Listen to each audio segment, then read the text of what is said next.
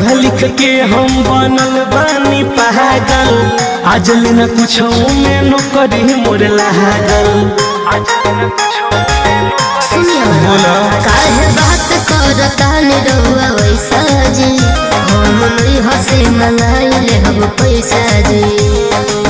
बतिया के हमारा